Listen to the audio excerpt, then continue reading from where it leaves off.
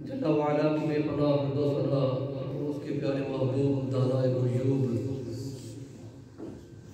رازدار ما اوہا صاحب علم نشرہ شہنشاہ حسینہ تدیمہ دورہ وجہ تخلیق کائنات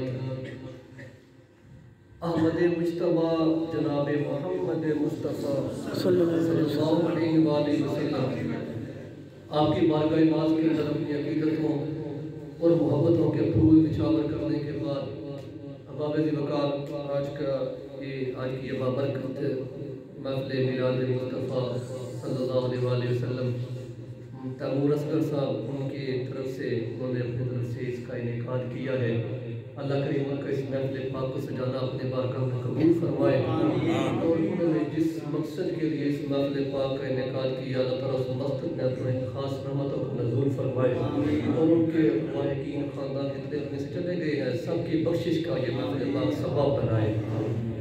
اس طرح سے گفتگو کرنی ہے کریم آقا علیہ السلام کے ذکر کے حوالے سے، ذکر مصطفیٰ کی محفل ہے۔ اللہ کریم نے ارشاد فرمایا قرآن مجید فرقان حمید کے اندر یا ایھا الناس قد جاءکم برہان من ربکم۔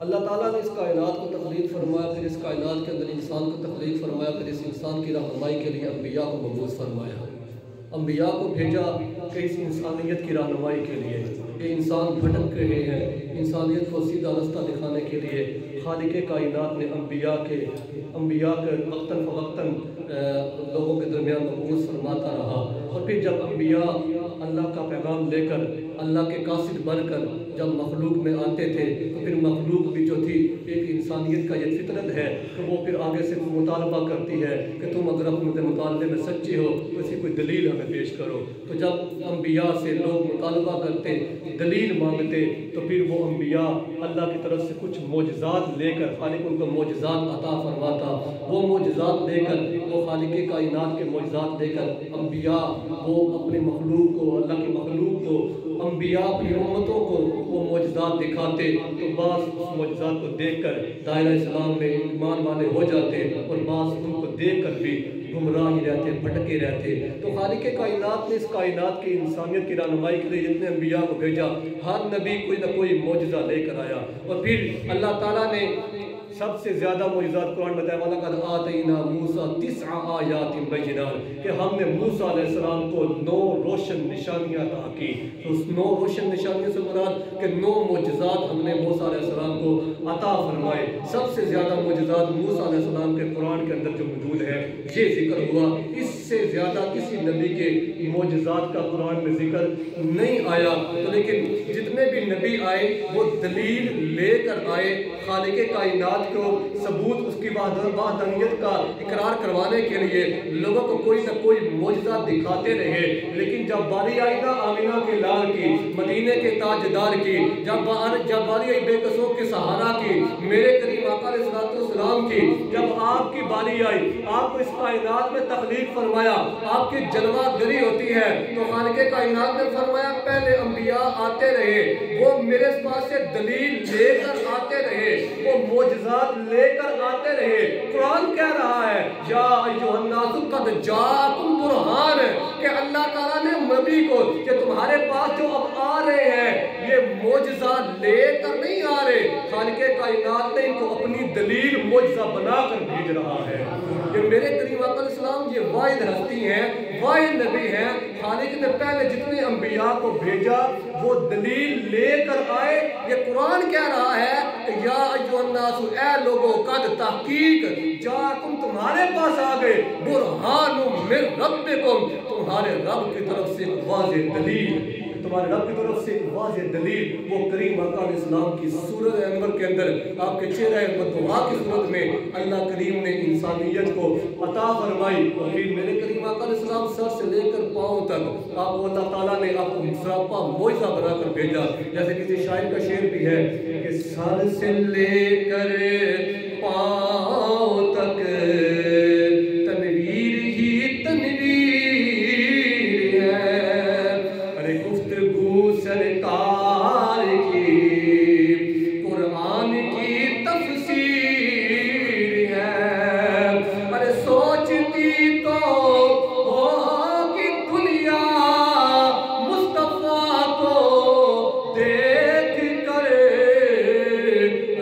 مصور کیسا ہوگا جس کی یہ تصویر ہے۔ میرے کریم آقا علیہ السلام کو خالق کائنات نے سراپا معجزہ سر سے لے کر پاؤں تک آپ خالق کائنات نے آپ کو معجزہ بنا کر بھیجا۔ پھر جب مکہ والوں نے میرے کریم آقا علیہ السلام نے نبوت کا اعلان فرمایا نا، 40 سال ان کے درمیان زندگی گزارنے کے بعد، ان کے اندر رہنے کے بعد، جب اللہ کے محبوب نے نبوت کا اعلان فرمایا کہ میں اللہ کا نبی ہوں اور اس بات اللہ شریک کی تو میں دعوت دیتا ہوں، تو اس وقت اس مکہ والوں نے مطالبے کر دیے۔ قریش مکہ نے کہا اگر واقعی آپ اللہ کے نبی ہیں تو ہمیں اس چاند جو آسمانوں پر چمکتا ہے ادھر زمین پر کھڑے ہو کے ہمیں اس چاند کے 2 ٹکڑے کر کے دکھا دیجیے۔ اللہ کے محبوب کی واقعہ سب نے پہلے سنا لیکن مختلف انداز سے ہوگا۔ اللہ کے محبوب کی بارگاہ میں وہ آئے کفار مکہ اور آ کے کہتے ہیں کہ ہمیں اس چاند کو 2 ٹکڑے کر کے دکھا دیجیے۔ ابو جہل جو جاہلوں کا سردار تھا، جس کا نام عمر بن حشام اصل میں تھا، جس کو جاہلوں کی ڈگری میرے کریم آقا علیہ السلام نے عطا فرما دی، وہ ساری عمر کے لیے ابو جہل جاہلوں کا باپ بن گیا۔ تو وہ ابو جہل اپنے دوست حبیب یمنی جو یمن میں رہنے والے تھے اس کو پیغام بھیجتے ہیں، ابو جہل کے اللہ کے نبی نے، مسلمانوں کے نبی نے یہ ہمارے ساتھ وعدہ کیا ہے کہ فلاں دن کو پہاڑ ابو قبیس پر کہ کھڑے ہو کر رات کے وقت جب 14 کا چاند ہوگا، چاند کو 2 ٹکڑے کروں گا، تو بھی چلے آنا، تو بھی اس نظارے کو دیکھ لینا۔ وہ حبیب یمنی یمن سے چلے آ گئے مکہ مکرمہ میں اور اس معجزہ کو دیکھنے کے لیے۔ کریم آقا علیہ السلام وہ رات آئی، 14ویں چاند کی رات تھی، اللہ کے محبوب تشریف لاتے ہیں، صحابہ بھی ساتھ ہیں، کوئی ابو قبیس پر تشریف لائے اور اللہ کے محبوب نے جب چاند کی طرف دیکھا، دیکھنے کی دیر کی تو چاند دونوں طرف سے 2 ٹکڑے ہو جاتا ہے اور روایات میں آتا ہے کہ وہ 1.5 گھنٹے تک وہ چاند جو ہے وہ 2 حصوں میں بٹا رہا تھا۔ وہ 2 اپنی آنکھوں سے وہ کفار مکہ دیکھ رہے تھے۔ بات حبیب یمنی کی ہو رہی ہے، حبیب یمنی یمن سے دیکھنے کے لیے اللہ کے نبی کا یہ معجزہ دیکھنے آیا تھا۔ اس نے بھی چاند 2 ٹکڑے ہوتے دیکھا۔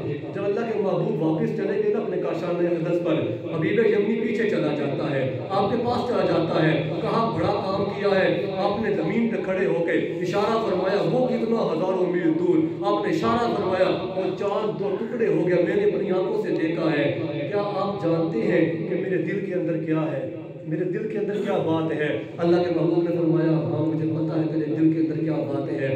اللہ کے محبوب نے فرمایا تیری ایک بیٹی ہے، تیری ایک ہی بیٹی ہے، وہ زبان سے گونگی ہے، وہ کانوں سے بہری ہے، وہ پاؤں سے چل نہیں سکتی، اس کے ہاتھ کٹے ہوئے ہیں، وہ گونگی بھی ہے، وہ بہری بھی ہے، وہ اندھی بھی ہے، اس کے پاس اس کے اعضاء کوئی سلامت نہیں ہے۔ اس نے کہا واقعی اللہ کے نبی میری بیٹی کو واقعی یہ مسئلہ ہے، واقعی یہ اس کے اندر اس مجھے ناکامی ہے، اس کے اندر یہ اس کے ناکامیاں پائی جاتی ہیں۔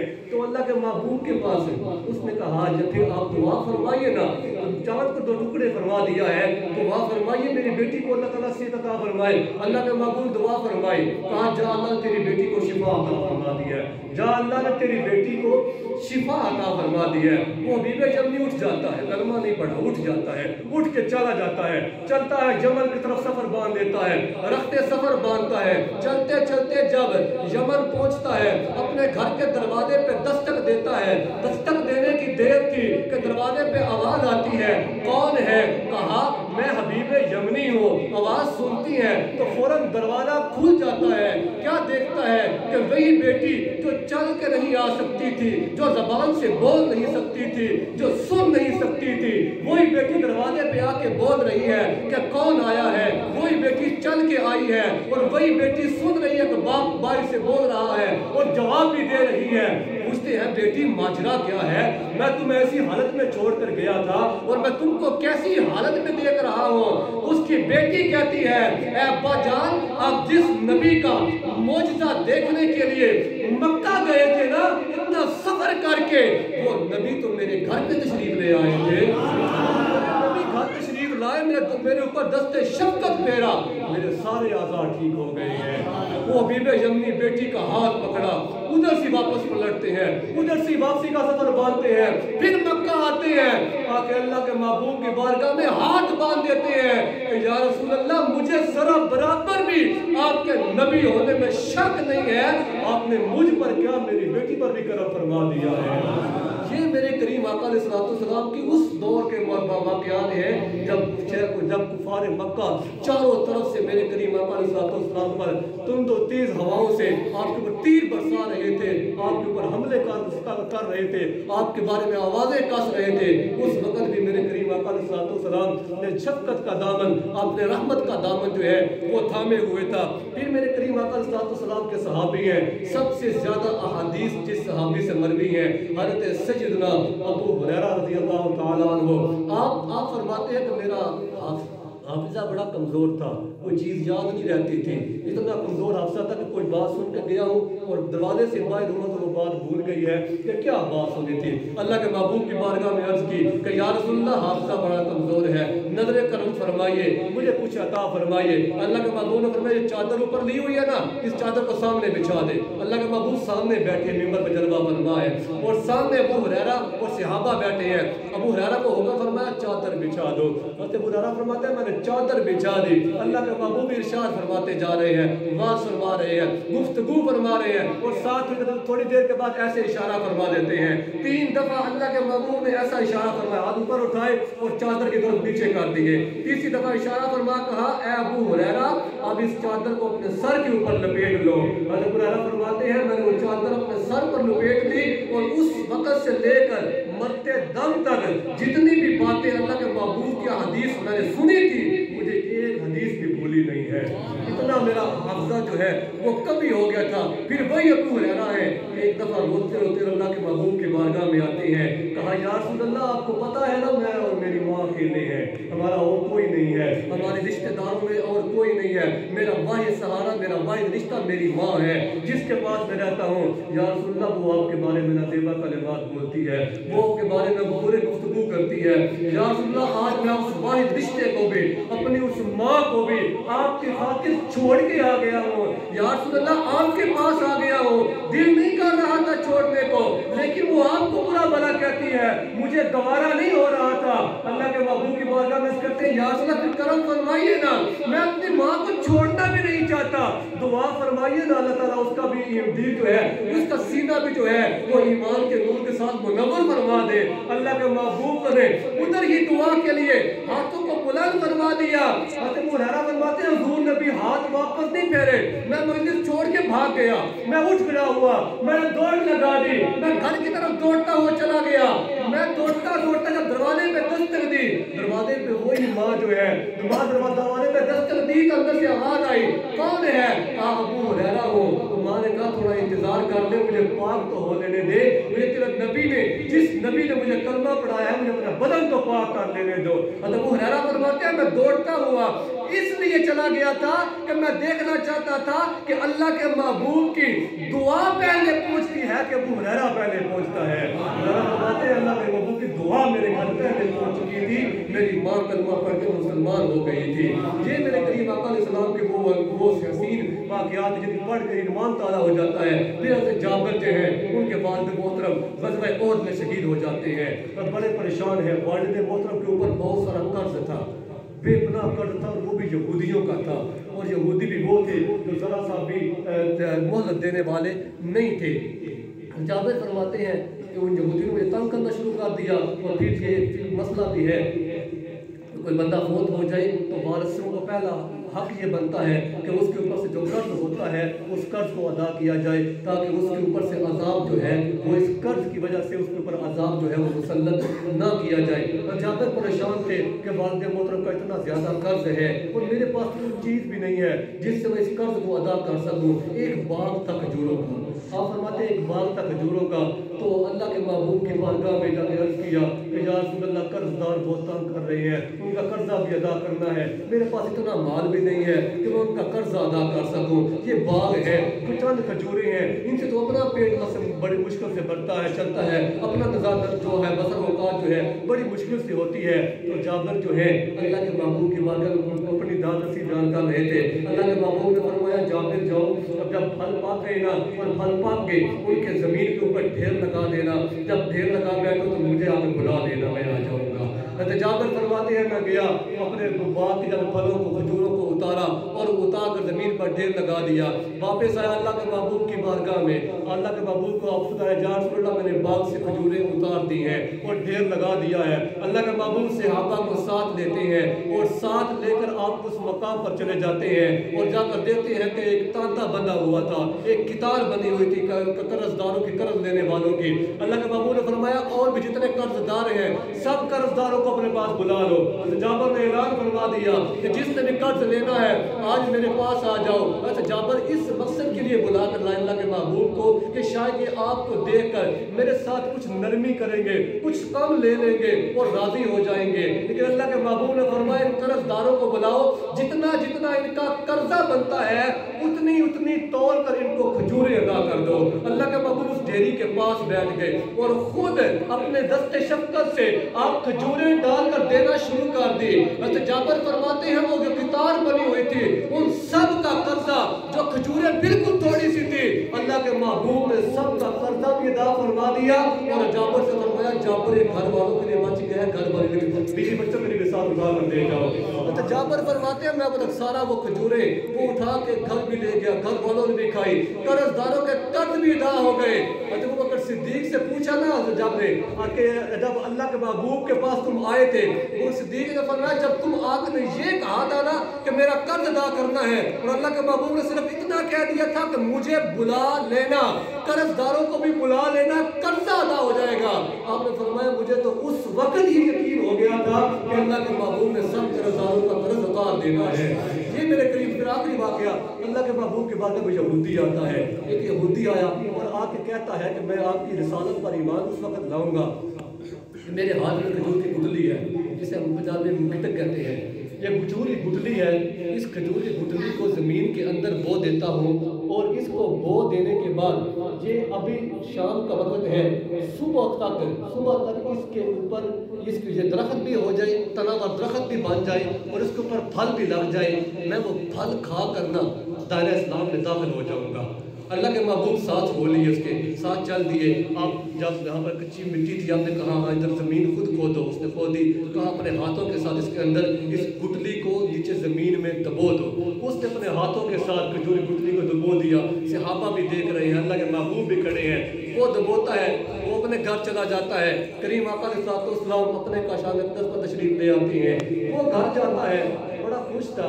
बीवी पूछती है आज बड़ी खुशी का समा बंधा हुआ है, खैरियत है? कहा आज अल्लाह के नबी को, मुसलमानों के नबी को बड़ा चैलेंज करके आ गया हूँ। वो खजूर की गुठली जिसके ऊपर साल लग जाते हैं दरख्त बनने में और फिर जाके फल लगता है, ऐसे नहीं है कि अभी लगाया है तो सुबह दरख्त बना हुआ होगा। मैं उनको ये चैलेंज करके आ गया हूँ कि खजूर की गुठली लगाई है, दरख्त भी लगेगा, फल भी लगेगा, मैं फल खा के कलमा पढ़ूंगा। तो वो बीवी भी बड़ी समझदार थी, कहती है मुसलमानों के नबी ने आगे से जवाब क्या दिया था, उन्होंने क्या कहा था? तो वो यहूदी कहता है उन्होंने कहा है ठीक है जैसे तुम्हारी शर्त है, जैसे तुम चाहते हो हम वैसे कर लेते हैं, तुम सुबह आके इसका फल खा लेना। तो वो बीवी कहती है उन्होंने ये कह दिया है ना कि सुबह इसके ऊपर फल लग जाएगा तो तुम आके फल खा लेना। उनकी पिछली सारी जिंदगी तेरे सामने पड़ी है, वो कभी झूठ नहीं बोलते, उन्होंने जो फरमा दिया है वो सच होगा। तो परेशान हो गया कि अब क्या किया जाए। तो परेशानी के आलम में बीवी कहती है ये हल है कि तू जाके वहाँ से उस खजूर की गुठली को ही निकाल के ले आ। वो खजूरी गुठली जो है उसको ही निकाल के ले आ, ना खजूर की गुठली होगी, ना दरख्त लगेगा, ना फल उगेगा, ना तो कलमा पड़ेगा, तो परेशान ही नहीं होगा। तो बड़ा खुश हुआ, हाँ तूने बड़ी अच्छी तरकीब बताई है। रात के पिछले पैर उठता है जब सब सो गए हैं, जाता है उसी मकाम पर, जाकर उस खजूर की गुठली को निकालता है ज़मीन से, ज़मीन को वैसे ही बंद करता है और आ जाता है घर से बड़े आराम से खुशी के साथ सुकून के साथ सो जाता है।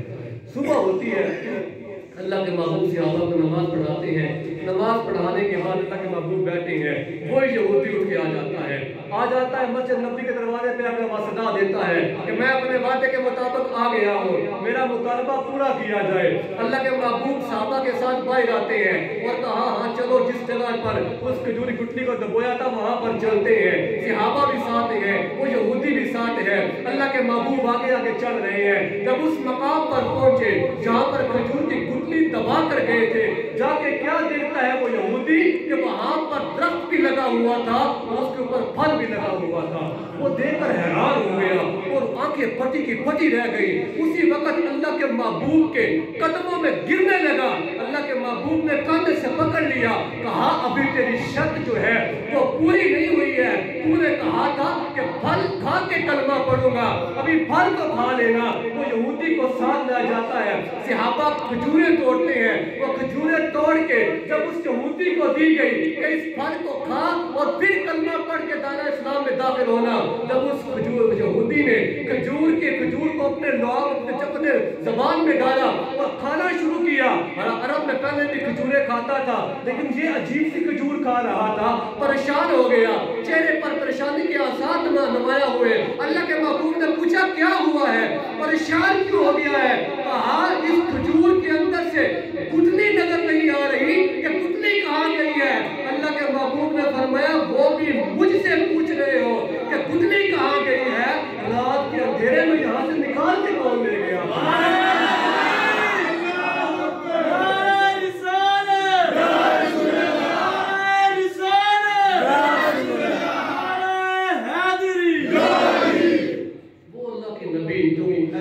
اپنی تعلیمات سے، اپنے معجزات سے اہل ایمان کو اور زیادہ تقویت عطا فرماتے تھے۔ اللہ کے محبوب کی یہ جو چیزیں ہیں یہ ہمارے ایمان کو اور جلا بخشتے ہیں، ہمارے ایمان کو اور طاقت بخشتے ہیں۔ ہمارے سینوں کے اندر محبت مصطفیٰ ہے تو اس محبت مصطفیٰ کی شمع کو اور پروان چڑھاتے ہیں۔